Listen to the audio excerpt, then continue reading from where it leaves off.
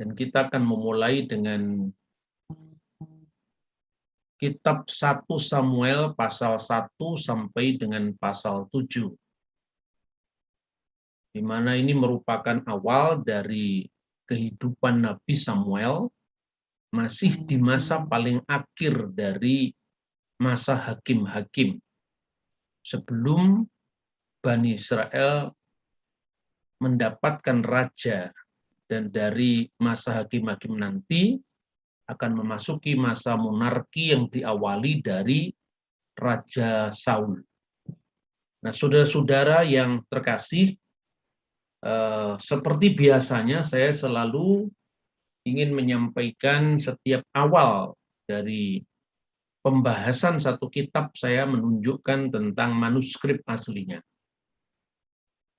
Jadi kitab 1 Samuel, ya ini kita tunjukkan manuskrip asli dalam bahasa Ibrani, dan ternyata naskah yang berusia ribuan tahun itu masih sangat jelas bisa dibaca dan dibandingkan, dan seumpama di sana ada varian-varian teks itu didata dengan jujur. Oleh karena itu, sekalipun ada varian-varian teks akibat karena proses penyalinan selama ribuan tahun, atau karena perbedaan cara penulisan dari abad ke abad, itu semuanya didata, sehingga kita bisa mempertanggungjawabkan keaslian Alkitab itu. Halaman manuskrip yang saya tunjukkan ini adalah akhir dari kitab Ester. Jadi pada kolom 1, 2, dan 3, dan itu dibaca dari kanan ke kiri. Itu akhir kitab Ester, dan kemudian kolom ketiga,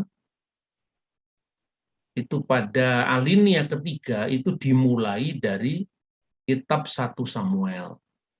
Nah, kemudian di sebelah paling kanan itu saya bandingkan dengan ejaan modern dari teks bahasa asli Ibrani. Sementara manuskrip ini berasal dari abad 10 yang dikenal dengan naskah Masoretik, yang menjadi standar penerjemahan baik itu oleh orang Yahudi maupun oleh orang Kristen. Jadi tidak betul kalau lembaga Alkitab itu menerjemahkan dari terjemahan, itu tidak betul. Kadang-kadang memang terjemahan kuno itu dijadikan rujukan apabila dalam teks asli bahasa Ibrani itu kadang-kadang mungkin mengandung kekaburan dalam naskahnya. Nah, dalam konteks seperti itulah baru naskah-naskah kuno, baik itu Targum secara khusus adalah Septuaginta, terjemahan dari bahasa Yunani, itu dirujuk, tetapi tidak berarti seperti yang banyak diopinikan bahwa Alkitab itu terjemahan dari terjemahan, itu sama sekali tidak benar. Nah, kemudian pada baris ketiga mulai, jadi pada kolom ketiga, baris ketiga, kita bisa dengan mudah bisa mencocokkan ya dengan teks modernnya. Di sana pada baris pertama, jadi baris pertama alinea, bukan alinea apa itu, baris ketiga dari kolom ketiga, itu satu baris itu bunyinya wa yehi is'ihkat minha ramatayim. Kemudian baris kedua itu adalah sopim mehar Efraim usemu, yang artinya ada seorang laki-laki dari Ramatayim Sopim, dari pegunungan Efraim, namanya ya itu pada baris kedua. Lalu baris ketiga Elkanah ben Yeroham ben Elihu, yang namanya adalah Elkanah, anak dari Yeroham, anak dari Elihu. Kemudian pada baris keempat ben Tohu ben Sub Eprati, yang artinya anak dari Tohu, anak dari Suf, seorang Efraim. Ini sangat jelas sekali bahwa opini yang dikembangkan oleh orang-orang yang tidak mau terima kalau Alkitab itu asli, itu sesungguhnya ya opini yang tidak tahan dengan uji kritik ilmiah sekarang.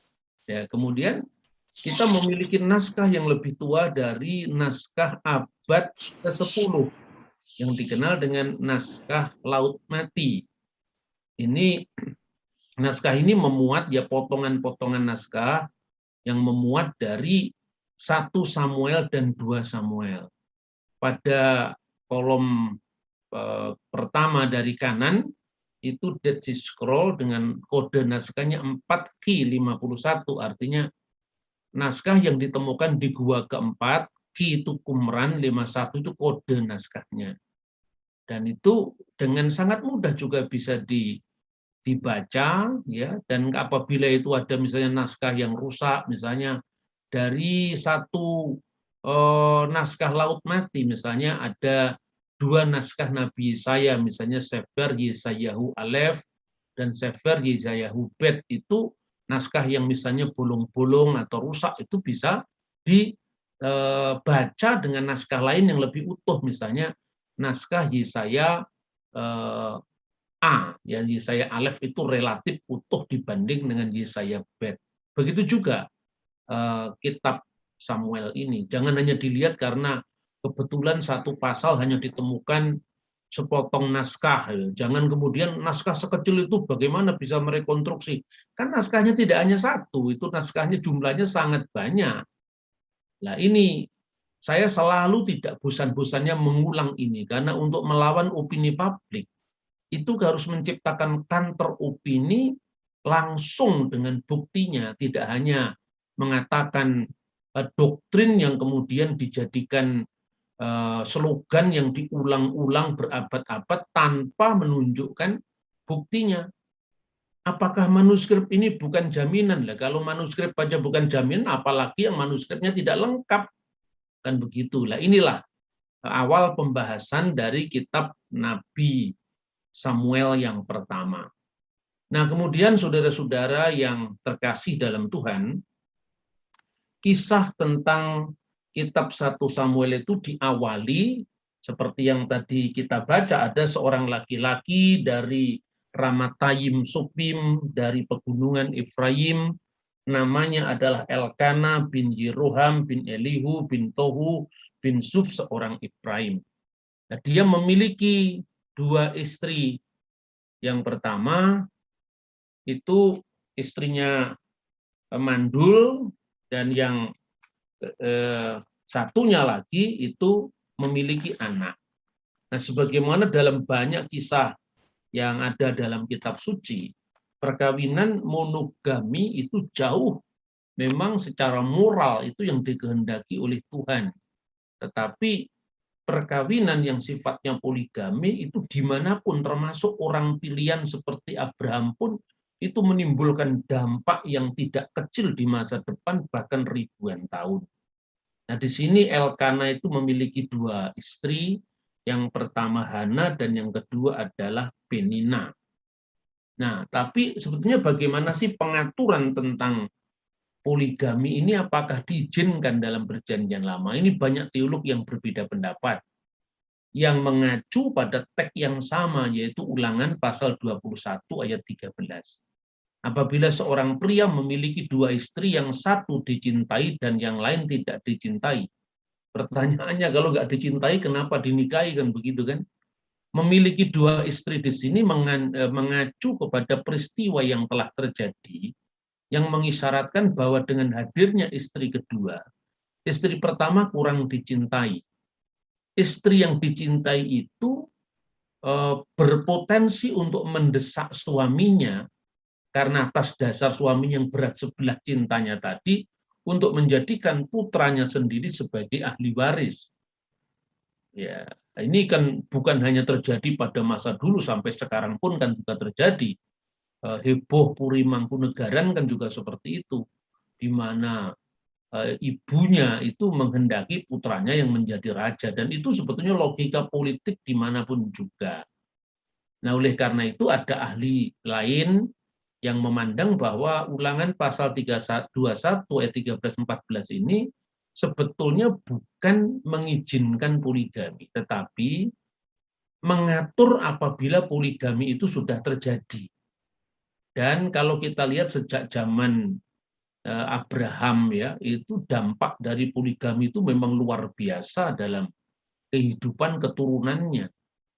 Konflik antara kaum Ismail dengan orang Israel itu menunjukkan bahwa sebetulnya peraturan-peraturan yang dilakukan oleh undang-undang kuno yang secara gradual itu belum bisa langsung dipangkas dalam kitab suci, tetapi dalam kitab suci diberikan pengaturan.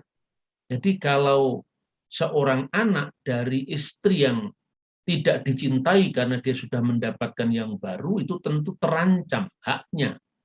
Antara lain adalah kalau di dalam dunia kuno itu adalah bechor atau hak kesulungan. Jadi ulangan pasal 21, 13, 14 ditujukan untuk melawan penyalahgunaan wewenang ayah demi istri kesayangannya. Jika seorang pria memiliki dua istri, yang satu dicintai dan yang lain dicintai, seperti misalnya kasus Yakub, memiliki anak laki-laki dari kedua istrinya, tetapi anak sulung dari istri yang tidak disukainya, bisa terancam dihapus haknya atau dialihkan haknya untuk menjadikan anak dari istri yang dicintai sebagai anak sulung. Padahal bechor atau hak kesulungan itu sesungguhnya memiliki tiga keistimewaan. Yang pertama, kalau dalam kitab suci itu menerima warisan 2 kali lipat. Yang kedua, menerima berkat dari orang tuanya. Dan yang ketiga adalah menjadi pemimpin dari mesbah keluarga atau menjadi imam atas keluarga itu dalam konteks religius. Nah, pengaturan tentang hak kesulungan semacam ini juga sudah ada pada zaman kuno. Misalnya, Undang-Undang Lipit Ishtar yang sejaman dengan Abraham, Undang-Undang Hammurabi yang kira-kira 200 tahun sebelum zaman Musa, kira-kira tahun 1750-an, dan kemudian juga sejumlah prasasti yang berdekatan zaman dan lokasinya dengan Abraham, misalnya prasasti Nusi. Sehingga kisah kitab suci sebagaimana pernah saya sampaikan tentang hak kesulungan yang diperebutkan atau Esau yang menjual hak kesulungannya, itu bisa dijumpai dalam prasasti-prasasti yang sejaman. Begitu juga ketika Ismail itu lahir mendahului Ishak, tetapi kenapa yang disebut anakmu yang tunggal adalah tetap Ishak? Karena menurut undang-undang pada waktu itu, misalnya Undang-Undang Lipit Ishtar, Undang-Undang Hammurabi, anak dari istri yang pertama yang dikawini itu tetap berhak atas hak kesulungan. Jadi hak kesulungan bukan hanya lahir lebih dulu, tetapi hak hukumnya yang ditekankan, bukan usianya. Jadi dengan kita memahami teks seperti ini, jangan bingung lagi kenapa Ismail anak pertama, tapi disebut ambillah anakmu yang tunggal yang kau kasih, karena et bineka et yehiteka aser akapta et yitsak dan seterusnya. Kasus ini tidak ada kaitannya dengan diizinkannya poligami, sebab tidak ada bukti bahwa hukum Musa melegalkan poligami, tetapi mengatur apabila itu sudah terjadi karena tradisi yang sudah berabad-abad. Bagi iman Kristen, pedoman kita adalah Injil, di mana Matius pasal 19 ayat 4 dan 8 menjadi asas bahwa Allah telah menciptakan laki-laki dan perempuan, bukan laki-laki dengan beberapa perempuan yang menjadi pasangan suami istri, sebagaimana disebutkan dalam Kejadian 1:27 dan kemudian pasal 2 ayat 24 yang dikutip oleh Sang Kristus. Jadi itu yang melatar belakangi sebetulnya kisahnya Elkana dengan kedua istrinya itu. Dan kemudian ketika istrinya yang tidak punya anak, yaitu Hana, kemudian dia berdoa kepada Tuhan, dan dia juga menghadap imam pada zamannya. Waktu itu bait suci belum didirikan di Yerusalem. Makanya waktu itu tempat ibadah mereka adalah di Silo. Dan di Silo itulah Imam Lewi menjadi imam bagi orang Israel saat itu, dan Hana datang ke sana mengeluhkan kepada Tuhan bagaimana nasib yang dialaminya, karena bagi seorang wanita Timur Tengah pada zaman kuno kemandulan itu adalah suatu aib, ya. Makanya kemudian dia berdoa kepada Tuhan dan Tuhan mengabulkan doanya ketika ibu ini bernazar bahwa apabila dia memiliki anak laki-laki, maka anak itu akan dipersembahkan sebagai nazir yang dipersembahkan kepada Tuhan di bait sucinya. Dan kemudian benar-benar ketika doanya itu dikabulkan oleh Tuhan, maka kemudian Hana itu kembali menemui Imam Lewi dan dia mengatakan bahwa dia telah dijawab doanya dan kemudian dia mengantarkan anak itu dan anak itu dinamakan Samuel, ya. Yang Sam itu artinya Shem itu nama, El itu Elohim. Kemudian diserahkan kepada Tuhan. Kalau dia mengatakan maka aku pun menyerahkannya kepada Tuhan seumur hidup, terserahlah ia kiranya kepada Tuhan, lalu sujudlah mereka di sana menyembah Tuhan. Itu pasal pertama yang diungkapkan dalam kitab 1 Samuel ini. Kemudian pasal 2 itu adalah memuat tentang bagaimana Hana memuji Tuhan, dan di situ diungkapkan bagaimana kedahsyatan Tuhan dan juga kredo akan keesaannya, sehingga dia mengatakan enkados adunai ki en bilteha wn sur keluheka.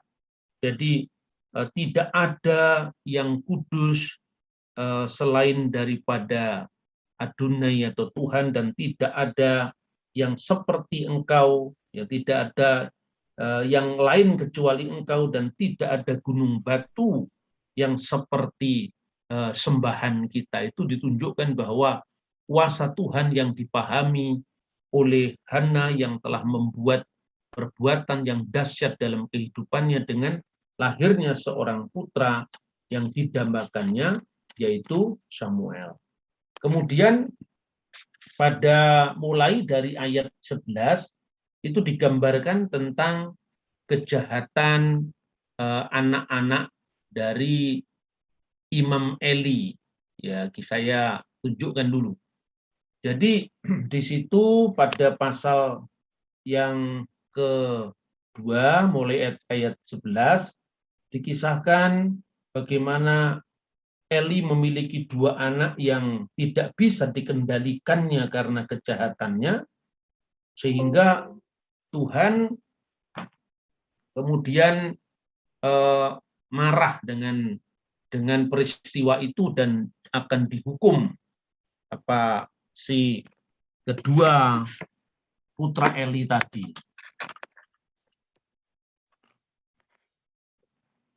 Ya.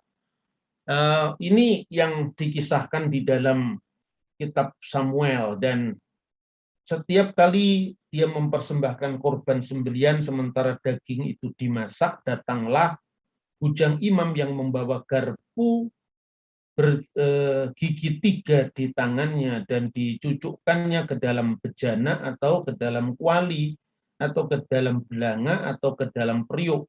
Segala yang ditarik dengan garpu itu ke atas diambil imam itu untuk dirinya sendiri. Demikian mereka memperlakukan semua orang Israel yang datang ke sana di Silo. Bahkan sebelum lemaknya dibakar, bujang imam itu datang lalu berkata kepada orang yang mempersembahkan korban itu, berikanlah daging kepada imam untuk dipanggang, sebab ia tidak mau menerima daripadamu daging yang dimasak, hanya yang mentah saja, dan seterusnya. Jadi dengan demikian dia benar-benar telah melanggar aturan dalam kitab Taurat. Dan karena Imam Eli tidak bisa bertindak tegas atau menegur kepada kedua anaknya, maka itu telah mendatangkan murka Tuhan. Nah, inilah yang dicatat di dalam kitab 1 Samuel pasal 2 mulai ayat 11 sampai dengan ayat 26. Nah, tapi saudara-saudara, kita memiliki satu perbandingan versi tentang sejarah ini menurut klaim orang-orang Samaria. Jadi kalau selama ini kita membaca dari sejarah Samaria dari perspektif orang Yahudi dan Kristen, jadi orang Samaria itu adalah orang-orang yang berasal dari Israel Utara, Israel wilayah utara yang kemudian ketika ditawan di Asyur, mereka menikah dengan 5 suku di sana, antara lain suku Babel, Awa, Kuta, Sefarwaim. Makanya mereka ditolak dalam pembangunan bait suci selepas dari dekrit Kores Agung yang sebagaimana tercatat dalam prasasti Silinder Kores Agung itu, sehingga mereka marah dan kemudian membangun bait suci tandingan dari kota suci Yerusalem yang didirikan bait suci di sana yang dirusak atau dihancurkan oleh Nebukadnezar tahun 586, tapi dibangun kembali pasca dikeluarkannya edik kebebasan beragama oleh Kores Agung tadi. Nah, itulah yang kita baca dari Alkitab ya, yang kita baca dari misalnya Flavius Josephus di mana menyebut orang-orang Samaria sebagai kaum Kut ya. Kut itu berasal dari Kutah, karena Kutah itu tempat salah satu di mana suku-suku Israel yang di utara itu kawin-mawin dan membawa ilah-ilah bangsa lain dari 5 suku itu ke dalam rumah orang Israel. Begitu juga di dalam Talmud, orang Samaria juga disebut orang-orang Kutim. Tetapi orang Samaria sendiri mengkaitkan sejarah mereka itu dari masa Imam Eli ini. Jadi salah satunya itu dicatat oleh seorang penulis Samaria, namanya Abu Al-Fat. Namanya sudah sangat mirip dengan nama Arab karena perjumpaan dengan orang-orang Arab di wilayah Nablus. Dia menulisnya pada abad ke-14, jadi ini sangat lambat. Menurut dia perpecahan antara Israel dan Samaria itu terjadi pada zaman Imam Lewi yang kita kisahkan dalam 1 Samuel ini, ketika terjadi perang antara Eli bin Yafni dengan saingannya, yaitu pada masanya itu, dan kemudian karena ambisi Eli putra Yafni memutuskan merebut jabatan imam besar dari Imam Pinehas. Jadi ini bukan Pinehas yang dikisahkan di dalam teks ini. Karena salah satu sebabnya itu Imam Eli mempersembahkan korban di mezbah tanpa garam. Ini menurut versi Samaria. Karena kelalaiannya, ketika imam besar Uzi mengetahui kelalaian ini dan pengorbanan itu tidak diterima, korban itu tidak diakuinya dan menegurnya dengan keras. Setelah itu Eli dan kelompok yang bersimpati padanya memberontak dan berangkat ke Silo. Ini asal-usul Silo menurut orang Samaria dalam catatan abad ke-14 Masehi, jadi sangat terlambat catatannya. Pada saat itu Israel terpecah menjadi 3 kelompok. Pertama, kelompok yang memiliki bait suci di Gunung Gerizim. Kelompok kedua adalah kelompok sesat yang mengikuti Abu Dazar atau penyembahan asing bangsa-bangsa lain. Dan kelompok yang ketiga adalah kelompok Imam Eli bin Yafni di Silo. Jadi saya selalu membiasakan ketika berbicara tentang agama itu selalu menakar perbandingan dengan pihak lain. Jadi sekalipun kita bukan orang Samaria, kalau orang Samaria memiliki versi lain tentu harus kita muat di sini untuk kita bandingkan mana yang kuat. Nah, karena orang Samaria itu tidak percaya dengan kitab suci lain kecuali 5 Taurat Musa, maka terjadi kekosongan berita antara misalnya tidak ada kisah tentang masa hakim-hakim selengkap yang dimiliki oleh orang Yahudi dan orang Kristiani. Nah, saudara-saudara, kemudian kalau kita lihat ya, ada penemuan-penemuan arkeologi sebelum kita membahas tentang kisah-kisah yang disebutkan dalam pasal 2 sampai dengan pasal 7. Yang pertama adalah kota Mispa. Jadi ada banyak tempat yang ada dalam kitab suci yang disebut dengan Mispa. Mispa yang disebut dalam 1 Samuel itu merujuk kepada sebuah kota dari suku Benyamin. Ini disebutkan dalam Yosua pasal 18 ayat 26 dekat kota Gibeon dan Rama. Jadi Rama itu sekarang adalah Ramallah di Palestina. Pada zaman hakim-hakim, tatkala orang Benyamin dari kota Gibea memperkosa gundik orang Lewi, berkumpullah orang Israel di kota ini. Ini sudah kita bahas dalam kajian kita minggu-minggu sebelumnya. Disinilah orang Israel dikumpulkan oleh Samuel untuk berdoa sesudah tabut perjanjian dipulihkan atau dikembalikan ke Kiriat Yarim oleh orang-orang Filistin. Mereka diserang oleh orang Filistin, tetapi orang Filistin dipukul mundur. Dan sebuah batu peringatan didirikan oleh Samuel di tempat yang namanya Ebenezer. Ini disebutkan dalam 1 Samuel pasal 7 ayat 12. Di sini juga Saul diperkenalkan kepada umat Israel sebagai raja mereka. Itu pembahasan kita minggu depan. Mispa adalah satu di antara kota yang di tiap tahun didatangi oleh Nabi Samuel untuk menghakimi umat Israel. Ini disebutkan di akhir pembahasan kita nanti. Dan Yosefus menulis, maka Samuel mengumpulkan mereka ke kota yang disebut Mispa, yang dalam bahasa Ibrani disebut menara pengawas, kata Yosefus. Di sanalah mereka menimba air dan menuangkannya ke hadapan Tuhan, dan mereka berpuasa sepanjang hari dan mereka memanjatkan doa-doa. Lalu seorang arkeolog yang bernama Yitzhak Magin melakukan penggalian arkeologi yang dimulai tahun 1992 sampai tahun 2003 dan menemukan di lereng sebelah tenggara terdapat pemukiman perkotaan seluas 16.000 meter persegi dan ternyata berasal dari abad 8 dan abad ke-7 sebelum Masehi. Dan sisa-sisa yang merupakan situs Mispa yang di wilayah Benyamin menurut 1 dan 2 Samuel. Jadi masa hakim-hakim ini memang lebih tua dari abad ke-8 sebelum Masehi. Tetapi temuan kota ini menunjukkan bahwa sampai pada abad ke-8 Masehi, tentu ketika pada zaman perpecahan kerajaan Salomo, itu tempat ini masih bertahan sehingga ada temuan arkeologi yang bisa menjelaskan jadi kejadian-kejadian yang dimuat dalam kitab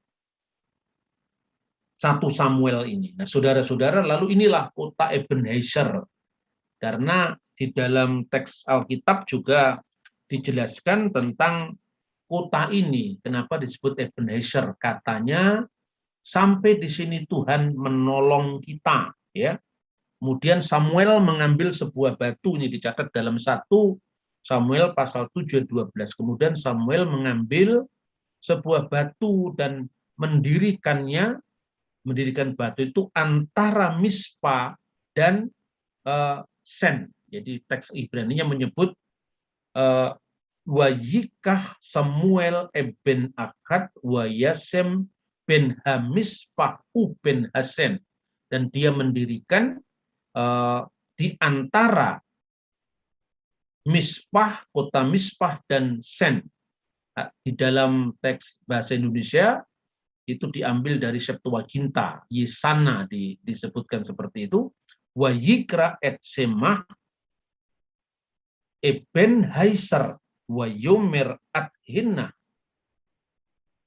Karena di sini disebut Ebenezer karena katanya sampai di sini Azaranu Adonai, sampai di sini Tuhan telah menolong kita. Itu dalam 1 Samuel, bagaimana saya katakan tadi, pasal 7 12. Dan kita bisa melihat peta yang di bawah itu adalah letaknya Mispa, letaknya Ebenezer dalam sebuah map, ya, peta. Kemudian sebelahnya itu adalah kota Mispa modern. Lalu juga pada abad ke-6 sebelum Masehi itu ditemukan inskripsi di Mispah yang isinya itu adalah milik Yaazaniyah, hamba raja.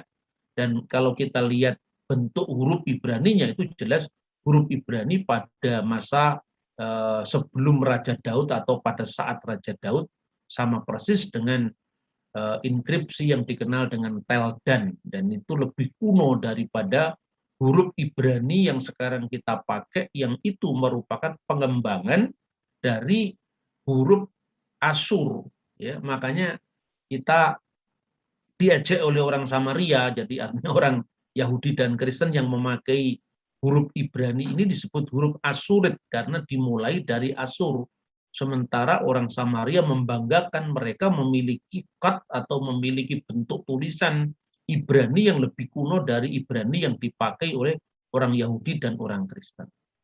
Nah itu betul memang, kalau dalam konteks itu betul, karena memang huruf Samaritan itu mirip sekali dengan huruf Paleo Hebrew pada zaman Raja Daud.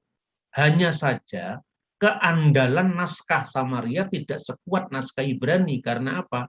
Karena yang disebut Taurat Samaria itu setelah abad ke-10 dalam bentuknya yang sekarang, mereka tidak memiliki manuskrip yang setua dengan manuskrip Ibrani yang dimiliki oleh orang Yahudi yang kemudian diwarisi oleh orang Kristen dalam perjalanan sejarahnya yang sangat panjang selama ribuan tahun. Nah ini kira-kira temuan arkeologi yang mendampingi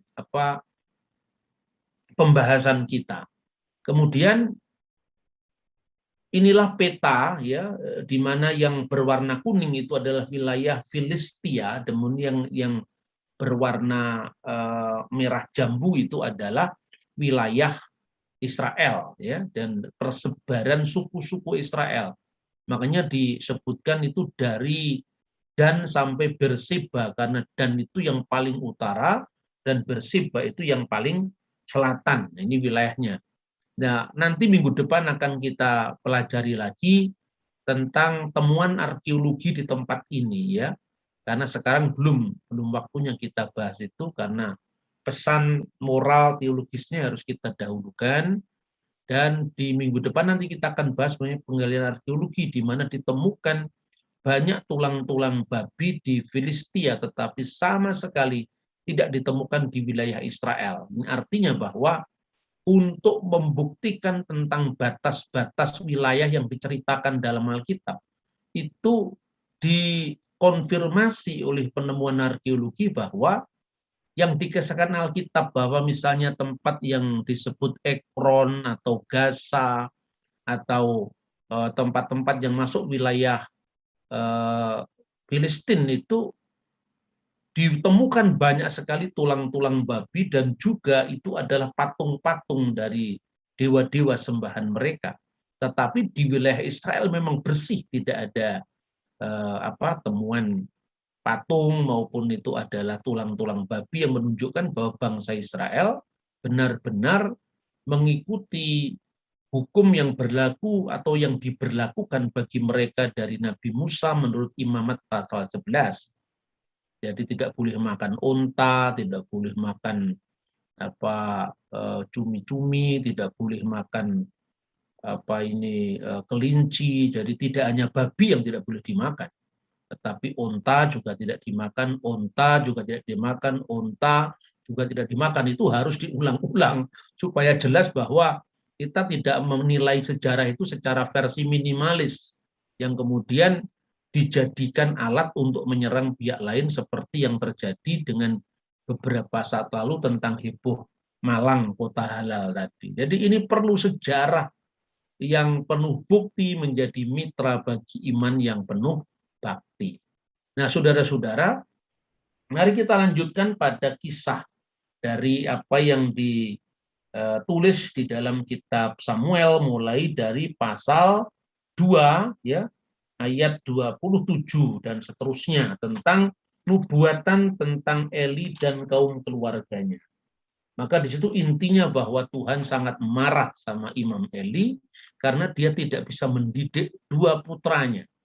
Sehingga di mata Tuhan itu adalah sesuatu yang benar-benar tidak bisa dientengkan. Maka disebutkan misalnya secara khusus di dalam ayat 34, inilah yang akan menjadi tanda bagimu, yakni apa yang akan terjadi kepada kedua anakmu itu, yaitu Hofni dan Pinehas, pada hari yang sama keduanya akan mati.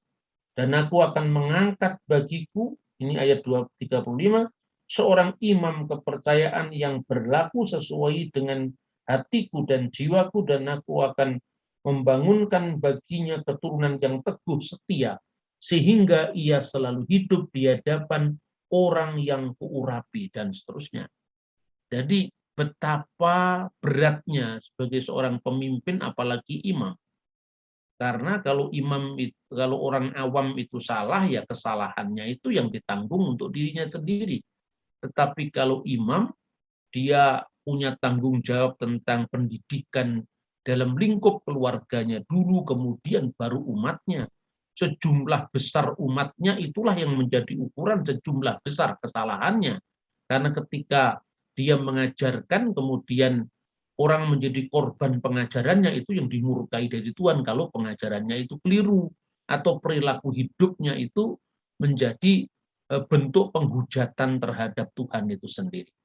Nah, di dalam kisah-kisah selanjutnya itu dikisahkan tentang Samuel yang terpanggil. Jadi ketika Samuel kemudian diserahkan ke rumah Tuhan yang ada di Shilo, Tuhan mulai memanggil dia, dan Tuhan memanggilnya namanya, yaitu nama Samuel. Samuel, Samuel, seperti itu. Lalu dia menyangka bahwa itu yang memanggil itu adalah Imam Eli. Dan kemudian dia cross check, ada apa Bapak? Oh enggak, saya enggak memanggil kamu. Pulanglah, kembali kamu tidur, karena Imam Eli tinggal di tempatnya sendiri, sementara sebagai seorang nazir, Samuel itu tinggal di rumah Tuhan, ya, tempat di mana Aron Haberit atau Aron Ha-Elohim, tabut perjanjian atau tabut Allah itu ditempatkan. Lalu yang kedua, kemudian Tuhan memanggil lagi Samuel, Samuel. Kemudian dia menyatakan, menjawab ya Bapa, dan menghampiri Imam Eli. Imam Eli merasa tidak memanggil dia, kembalilah kamu tidur. Lalu dia kembali tidur. Suara itu kembali lagi memanggilnya, yaitu Samuel, Samuel. Setelah dia memanggil 3 kali, yang menunjukkan pengulangan yang sangat serius, maka Imam Eli mulai menyadari bahwa itu adalah suara Tuhan. Jikalau nanti Tuhan memang itu Tuhan yang memanggil kamu, maka kamu jawab apa yang diperintahkan kepadamu. Nah, pertanyaannya dalam konteks panggilan Eli itu, kenapa Samuel tidak menyadari bahwa itu adalah panggilan Tuhan? Dan kenapa Tuhan berbicara lewat Samuel yang memang sudah dipersiapkan oleh ibunya dan diterima oleh Imam Eli di bait sucinya? Seorang yang namanya mendapatkan panggilan itu kadang-kadang, saudara-saudara, itu ada kadang-kadang di luar kemampuannya sendiri. Ada banyak contoh-contoh di mana orang yang sebenarnya tidak berambisi dalam panggilan kerohanian karena dia merasa tidak layak, karena dia merasa itu bukan keahliannya, justru Tuhan memilihnya. Contohnya Musa misalnya. Musa merasa dia tidak cakap bicara, lalu dia menunjuk kepada abangnya, tetapi Tuhan tetap memilihnya, dan abangnya itu menjadi asistennya, bagaikan Elohim dengan utusannya, seperti itu. Nah, kalau Anda melihat ya, nilai-nilai universal ini sebetulnya sangat menarik. Karena apa? Karena sebetulnya di dalam apa ya, di dalam kebudayaan di luar kitab suci pun sebetulnya ukuran yang sama itu sering kita jumpai. Jadi nggak usah jauh-jauh sampai harus ke luar negeri. Kalau Anda membaca salah satu naskah yang disimpan di perpustakaan Keraton Surakarta Hadiningrat, itu ada sebuah karya sastra dalam bahasa Jawa. Itu intinya menceritakan Joko Slewah goleki Gusti Allah. Jadi Joko Slewah itu ini lucu-lucuan ya, karena sejak lahir dia itu cacat sukerta kalau dalam istilah bahasa Jawa itu, dan dia merasa dia tidak sempurna pada saat kemudian dia menjelang remaja, atau pada saat remaja dia merasa tidak ada wanita atau gadis yang sebayanya yang melirik dia, makanya kemudian dia mengadu kepada Tuhan. Karena tekadnya itulah maka kemudian dia datang kepada Tuhan. Nah, kemudian waktu datang kepada Tuhan itu ada seorang tokoh agama yang begitu yakinnya bahwa namanya pasti tercatat di surga. Nah, lalu ada seorang yang merasa tidak layak, tetapi dia itu sebenarnya berbuat baik untuk banyak orang, namanya itu Maling Agno. Dia tanya, kamu mau kemana, Joko Slewak? Saya mau mencari Gusti Allah. Wah, jangan. Itu Gusti Allah itu rumahnya jauh, kamu tidak akan bisa ketemu. Tapi karena tekadnya si Joko Slewak ini sangat membara, kemudian lama-lama penasaran juga si Malingaguno tadi. Lalu dia mengatakan, kalau misalnya benar kamu bertemu dengan Gusti Allah, tolong ya, tanyakan. Ya, barangkali nama saya tercatat di bukunya surga sana. Saya itu tidak layak. Tapi ya siapa tahu saya beruntung nama saya masih dicatat di sana. Dia mengatakan, gih Pak, lalu nanti saya tanyakan. Ini namanya dongeng ya. Tapi yang penting moralitasnya. Sampai di sana, dia menanyakan bagaimana tokoh agama tadi. Ternyata tidak ada tokoh agama itu.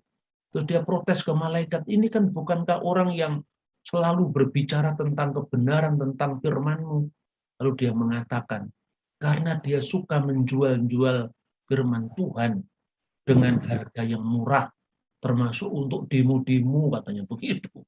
Nah, sebetulnya ketika Malingaguno tadi, wah lah ini yang tokoh agama saja tidak ada namanya, jangan-jangan itu apalagi yang namanya Mbah Malingaguno.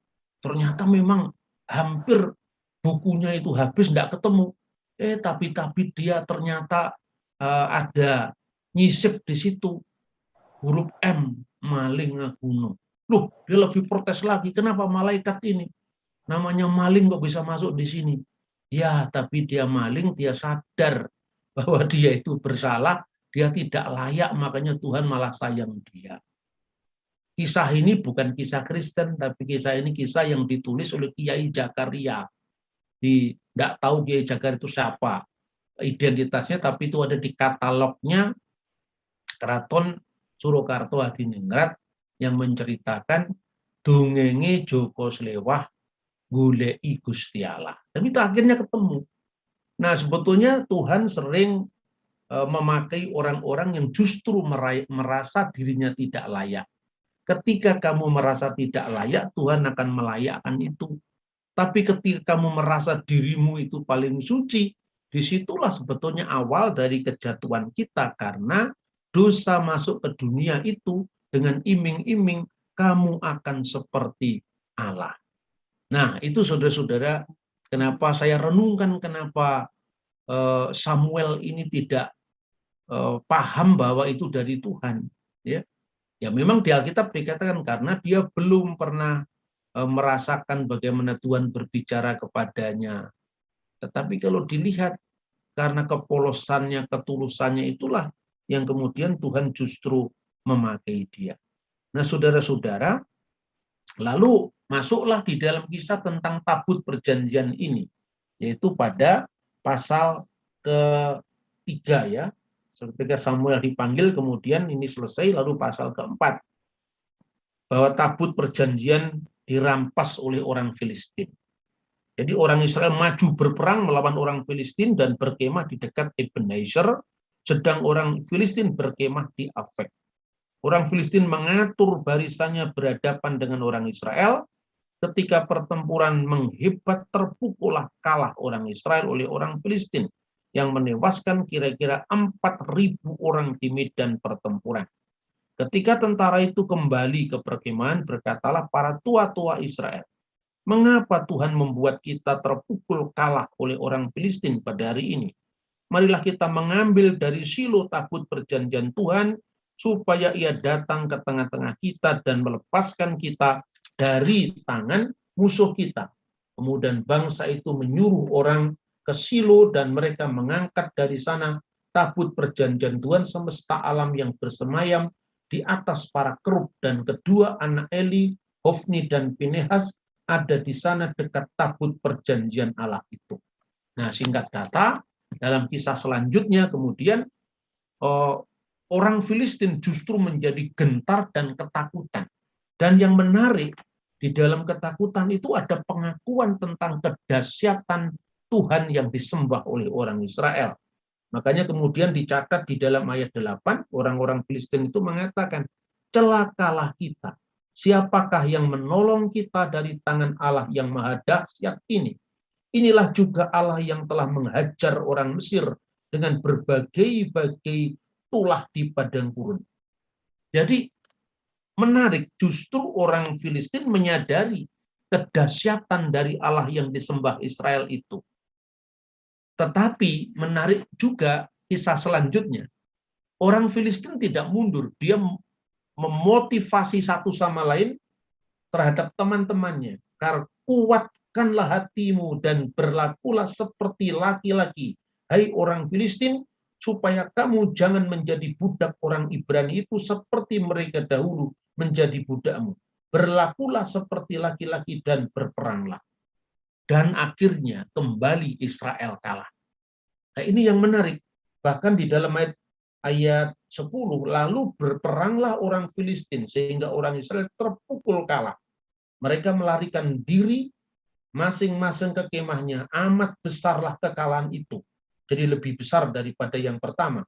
Dari pihak Israel gugur 30.000 orang pasukan berjalan kaki.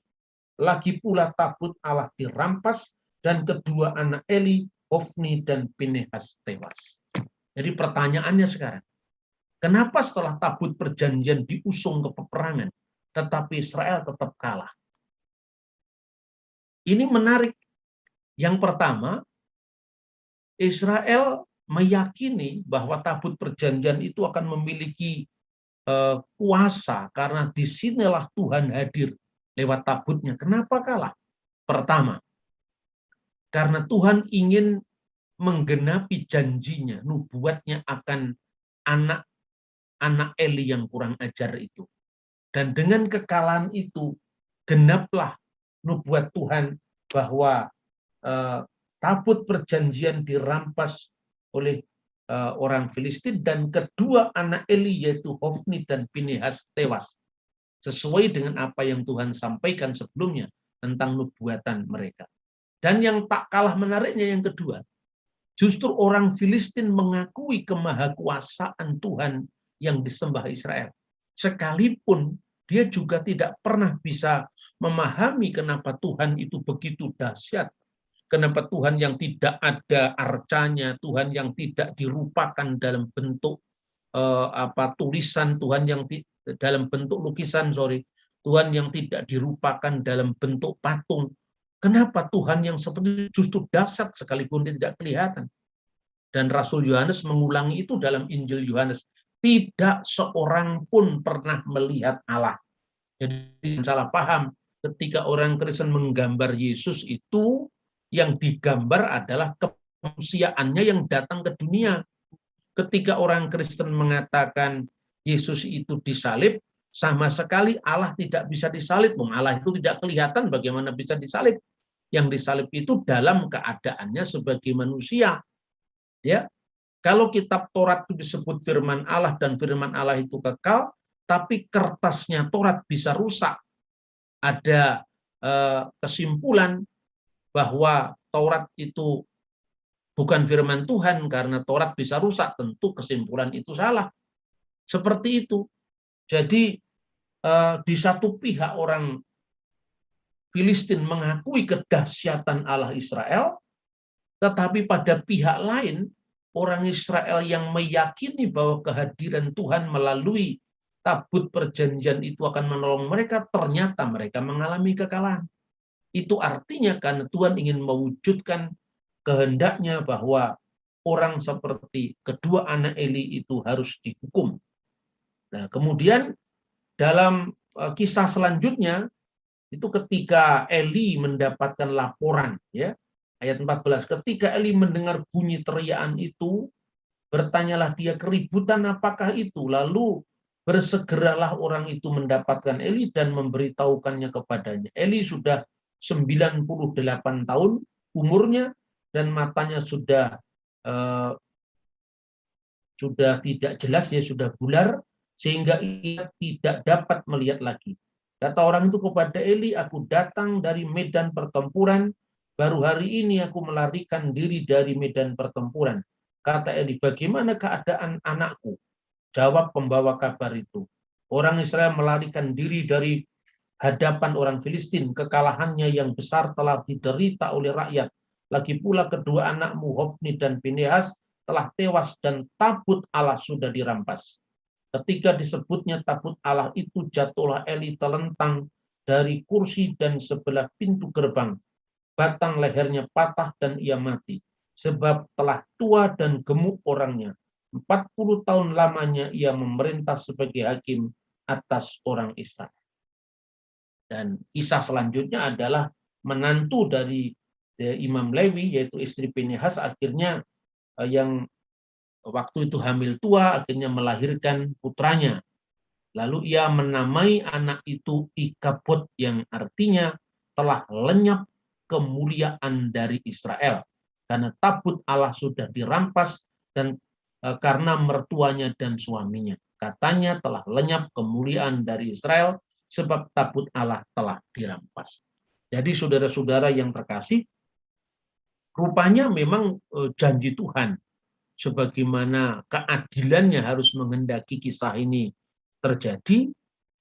Kedua anak Imam Eli yang di mata Tuhan itu jahat karena bermain-main dengan bait sucinya, karena bermain-main dengan korban yang semestinya harus dilakukan secara layak di depan Tuhan, tetapi dia menajiskan atau menghujat dengan cara melecehkan bait suci itu sendiri. Jadi ketika dikatakan dalam kitab suci bahwa telah lenyap kemuliaan dari Israel, galah kapot mi Israel, kapot itu artinya kemuliaan. Jadi telah hilang kemuliaan dari Israel, maka anaknya namanya Ikavod. Mungkin artinya tidak ada lagi kemuliaan. Ya, kinilkah Aron ha Elohim, karena mereka sudah dirampas. Jadi tabut Allah itu, tabut perjanjian itu, sehingga tidak ada yang bisa diandalkan lagi dari orang Israel dalam menjalani hari-hari berikutnya. Nah, kisah selanjutnya adalah tabut perjanjian itu setelah dirampas oleh orang Filistin, kemudian dibawa ke Asdod. Asdod itu adalah kota Filistin, ya, seperti tadi saya munculkan di gambar ini, yang warnanya kuning itu dibawa ke Asdod. Di sanalah kemudian terjadi peristiwa di mana dewa orang Filistin, yaitu Dagon, ya, itu kemudian tiba-tiba terjatuh dan muka dari dewa itu, patung dewa itu sampai tertelungkup di tanah. Lalu pada saat orang-orang Filistin melihat bahwa dewa yang dipatungkan itu jatuh, maka dia memasang kembali pada tempatnya. Lalu jatuh lagi, bahkan kedua tangannya itu terputus, tinggal badannya saja. Lalu takutlah orang-orang Filistin, kemudian memindahkan tabut perjanjian tadi ke tempat lain juga wilayah mereka, yaitu di Gad. Tetapi apa yang terjadi di tempat yang baru itu, kemudian orang-orang Filistin mengalami borokan di tubuh mereka. Dan karena mereka takut, maka tabut perjanjian mau dikembalikan ke Israel, lalu dibawa ke wilayah namanya Ekron. Dalam teks selanjutnya, khususnya ayat 6, pada saat itu sebenarnya tabut perjanjian sudah berada di tanahnya orang Filistin selama 7 bulan. Lalu mereka kumpul, dipanggillah para kohen, para imam, dan para ahli sihir dari orang Filistin. Lalu mereka putuskan, kita harus kembalikan semua apa yang menjadi miliknya orang Israel, yaitu tabut perjanjian ini. Tetapi mereka mengatakan, jangan hanya dikembalikan tanpa tebusan, lalu diputuskan agar mereka membawa dengan tebusannya, tidak dengan tangan hampa, yaitu masing-masing sesuai dengan jumlah penguasa mereka, yaitu 5 raja mereka. Maka ada 5 borok emas dan juga 5 tikus perak. Dan ungkapan ini menarik karena itu menggambarkan bagaimana mereka telah disiksa karena mereka membuat tabut perjanjian itu, sehingga di Gad itu orang-orang Filistin mulai menderita borok-borok di tubuhnya, dan kemudian juga tikus-tikus itu menghabiskan tanah-tanah mereka yang ditanami, sehingga tanah pertanian mereka juga rusak.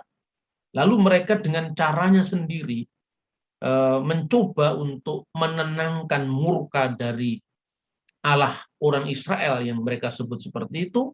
Maka mereka membuat gambar dari borok-borok mereka dan gambar dari tikus yang merusak tanaman mereka.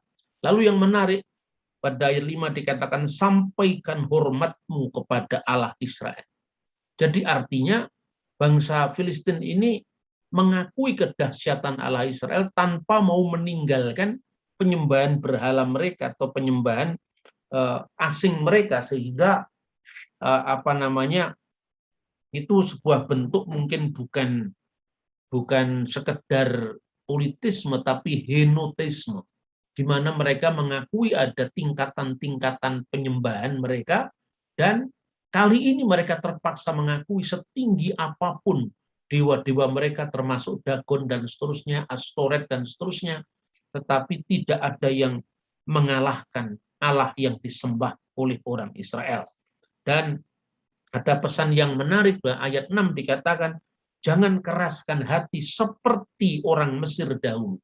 Jadi justru orang-orang Palestina, orang-orang Filistin itu belajar sejarah.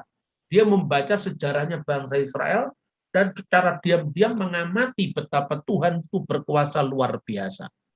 Lalu pada pasal 6 ayat 19, orang-orang itu kemudian membawa tabut perjanjian itu di Semes dan di Bet Semes.